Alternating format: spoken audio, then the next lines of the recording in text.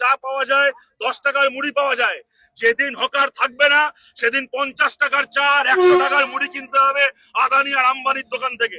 তাই এই লড়াই শুধুমাত্র হকারের লড়াই নয়, যারা ট্রেনে যাতায়াত করেন, চলাফেরা করেন, তাদের প্রত্যেকের লড়াই। এবং আমরা জানি কয়েকদিন পরে পশ্চিমবাংলায় মিউনিসিপ্যালিটি গুলোর ভোট হবে। ইতিমধ্যে মিউনিসিপ্যালিটি গুলোকে ছেড়ে চলে যাচ্ছে তৃণমূল কংগ্রেস, পালিয়ে যাচ্ছে। কয়েকদিনের মধ্যে মিউনিসিপ্যালিটি ভোট হবে। আজকে এই আক্রমণ বিশেষভাবে রেল হকারদের উপর নেমে এসছে, কিন্তু যারা রাস্তায় ফুটপাতে যারা হকারি করেন তারাও এই আক্রমণ থেকে বাঁচবেন না। মিউনিসিপ্যালিটি ভোটের জন্য অপেক্ষা করছে। যেদিন মিউনিসিপ্যালিটি ভোট শেষ হবে গোটা বাংলা জুড়ে এরা ফুটপাত থেকেও হকার উচ্ছেদ শুরু করবে। বাংলার প্রতিটা শহর, প্রতিটা গঞ্জের ফুটপাত এরা খালি করার জন্য ঝাঁপিয়ে পড়বে। তাই আমরা বলছি, যার বাড়িতে এখনো আগুন লাগেনি তার বাড়িতেও আগুন লাগবে। তাই এই আগুনকে বাড়তে দেওয়া যাবে না।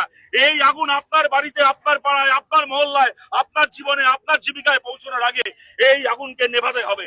আপনাদের সবার কাছে আবেদন করছি, সবাই প্রস্তুত থাকবেন। আজকে হয়তো উচ্ছেদ হবে না, আবার হতে পারে আজকেই হয়তো 2 ঘন্টা পরে খবর আসবে যে উচ্ছেদ হবে। যখন যে মুহূর্তে এই খবর হবে, যখন যে মুহূর্তে এই খবর আসবে, নিমেষের মধ্যে যেন আমরা আমাদের কমরেডদের মধ্যে এই খবরকে ছড়িয়ে দিতে পারি।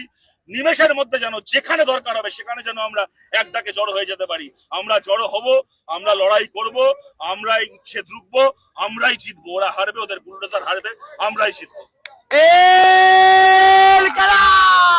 যার পরিপ্রেক্ষিতে আজকে কোনো হকার উচ্ছেদ হচ্ছে না এবং আগামী 17 তারিখ পর্যন্ত তারা বলেছে যে কোনো হকার উচ্ছেদ চলবে না। কিন্তু আমাদের থেমে থাকলে হবে না, আমাদের এই লড়াই আন্দোলন চালিয়ে যেতে হবে। এবং আপনারা যেভাবে প্রত্যেকটি স্টেশনে, শুধু বালিগঞ্জ না, যেখানেই এই ধরনের উচ্ছেদের নোটিশ আসছে, যেভাবে হকার বন্ধুরা এবং অন্যান্য আরো আমাদের সংগ্রামী বন্ধুরা আমাদের পাশে এসে দাঁড়াচ্ছেন, তাদের প্রত্যেককেই আমাদের রেল হকারের পক্ষ থেকে অভিনন্দন জানাচ্ছি।